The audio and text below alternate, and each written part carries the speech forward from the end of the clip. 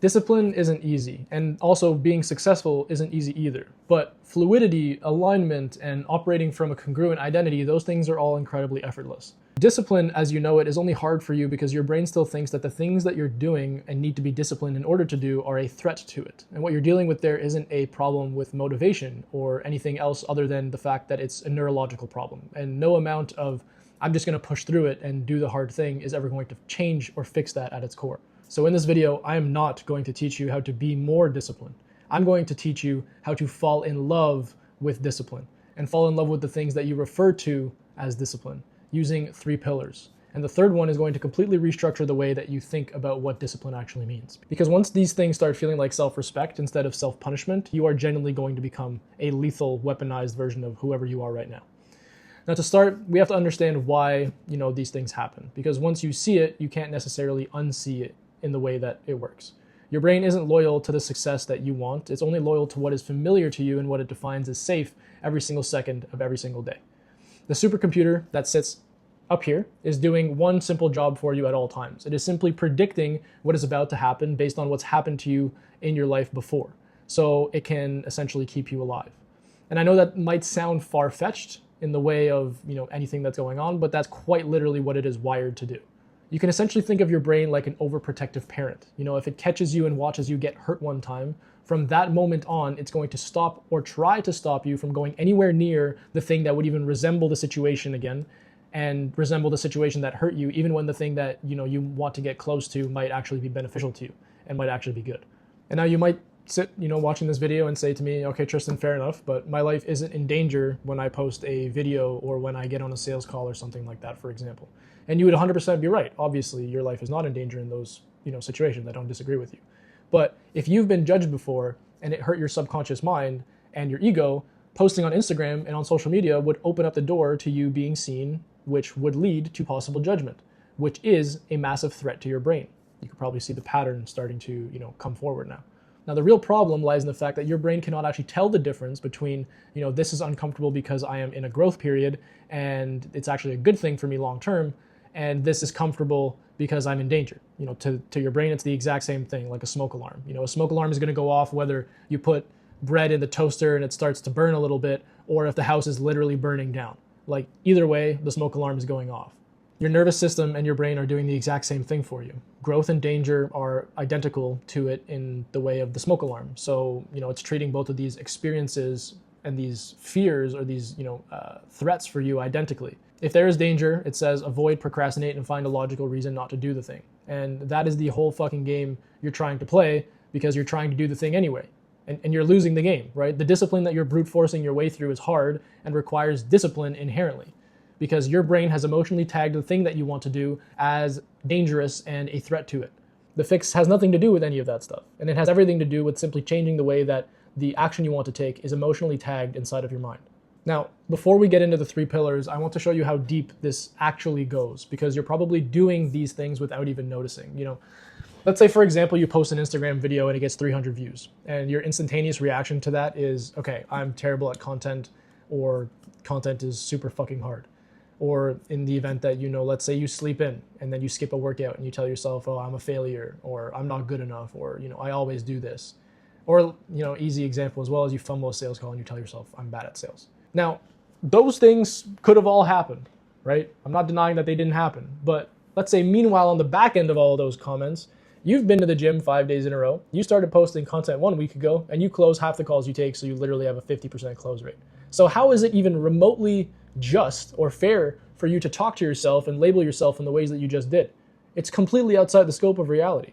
Now, all that's happened there is that your nervous system tagged the efforts you were putting in as dangerous and then punished you the second that the effort didn't instantly pay off or that you faltered even slightly.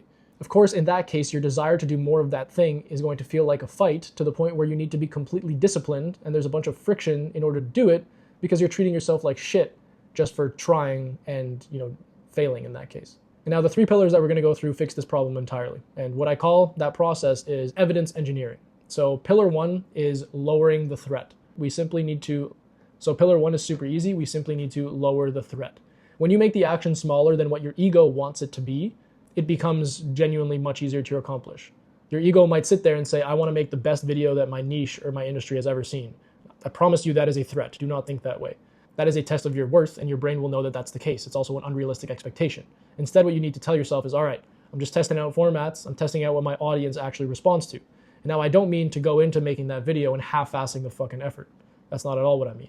I just mean you need to control the input that you're putting in and detach yourself from the outcome.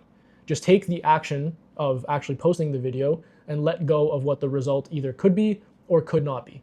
When you stop making every action an accounting of whether or not you're good enough or whether or not you're doing the right things, these things that you're doing stop feeling dangerous and as a result become much, much easier, which perfectly sets up pillar 2. You need to attach it to your identity. The actions you want to take are not punishments, but you are subconsciously treating them as if they are. Every time you drag yourself to the gym like you are serving a life sentence in fucking prison, you are literally telling your brain that this thing I'm doing is painful, and your brain will believe you. It's pretty trustworthy. It'll file every single thought like that, and next time it'll be harder to do the same thing. So the shift in that case is extremely simple. You just stop being someone who works out and you become someone who moves their body because that is just what you do.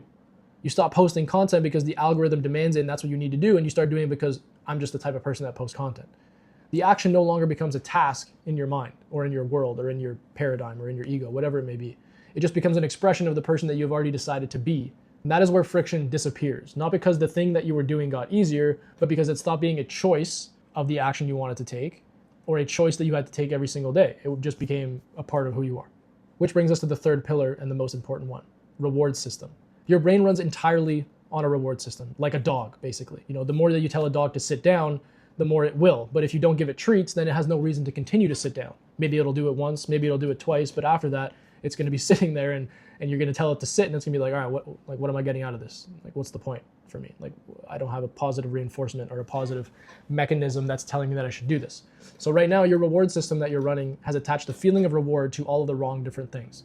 You're getting dopamine hits, which is the reward system that the human brain uses, from things like scrolling social media, from, just doom scrolling in general, or from anything with an instant return. That's why a lot of people have a porn addiction and stuff like that. Now, the stuff that you actually need to do, like go to the gym or post a bunch of content or be highly leveraged in your business or be overall disciplined in general, probably the most important one of all of those would actually be having difficult conversations with people in all aspects of life. You don't have any dopamine attached to the completion of those tasks yet. So it would be fair to say that your brain does not want to do them, and therefore it's not a discipline problem. It is a neurological wiring problem. Now, once you fix this and fix your reward system, you learn to love the things that you currently define as requiring discipline. And they no longer require discipline. They just are, default levels of behavior. Every single time you're going to do the things that you want to do consciously, those gym, the post content, stuff like that, you're going to create a moment. I don't want you to celebrate and pop bottles of champagne or anything like that. That's not what I mean. I don't need you to do that. But what you're going to do is you're going to take a pause, take a conscious acknowledgement of what you just did.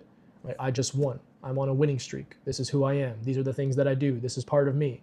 That's, evidence that I am this person. I promise you, if you do that enough times, something inside of you is going to shift like you've never seen before. Your brain will start anticipating the feeling of these dopamine rushes before doing the things that you previously defined as difficult and requiring discipline. The things that you used to have to drag yourself through in order to accomplish will become things that are just a part of who you are and are actually things that you enjoy, right? Because they give you that dopamine hit. And the truth is, you've just been running the wrong system, or the system, the reward system, backwards your entire life. And arguably, that's okay. Most humans operate in that way. But what you've done is you've accidentally attached pain to the things that are going to help you grow and pleasure to the things that are going to keep you stuck. And I think you know that in order to get to the next level, wherever you're at in your life or in your business, this needs to change. You need to become the person that loves the things that others don't. Because if you continue to do things the same way that most people do, you will only be like most people.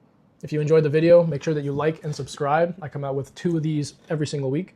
If you enjoyed the video, I obviously sincerely hope that you did. Make sure that you like and subscribe. I come out with 2 of these videos every single week. If you enjoy the type of content that is being posted here, you can feel free to follow my Instagram at tristan.vds. And if you're a business owner or a founder who wants help in removing things that, similar to what I've just described in this video, if there are reasons you're not taking the actions in your business that you need in order to get to the next level, then you can click the link down below and book a mind-bending call. We'll sit down 45 minutes, chop it up, help you, solve that issue, and we'll go from there. I'll see you guys on the next one. Peace.